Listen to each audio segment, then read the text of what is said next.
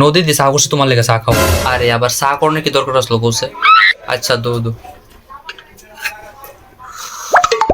তুমি দিদি এত বালা, তোমার না মানুষ কেমন জানি এত কথা কো দিদি আমি বুঝি না গো। কেডা গো দিদি, কেডা কিতা কইছে আবার? আর কেডা কইব? তোমার লগের বাড়ির ফলটুরমা। ফলটুরমা কিতা কইছে কোন আমারে? কিতা কইছে ক তুমি বলে বেটারে দেখতে পারো না, তোমার ফেডো বলে হুদ্দা হিংসা বুদ্ধি, এবার ফার্রা মানুষ বলে কাইচা লাগো, আরো কতলা কথা কইছে কো দিদি কইয়ালাম। এই কথা কইছে বেডি, বেডি বাপের বাড়ি তাই লোক দাঁড়াও, বেডির একদিন কামার একদিন। দিদি চাইও ভুলো কিন্তু আমার নাম কইও না, তোমারে কাছের মনে করে দিকে সবটি কথা কইছি আমি, নিজের মনে করে দিকে তোমারে। না না চিন্তা করো না, আমি তোমার নাম কইতাম না, তুমি না কইলে বই আমি জানলাম মনে হইলে বেডি যায় তো বদমাইশ। সেদিন কাছে না বিল্টুর মার বাদ গেছিলাম বুঝছো। আচ্ছা। ও বিল্টুর মা দিদি। ও আচ্ছা এরপরে বেডি জানো না আমার কিতা তোমার নামে।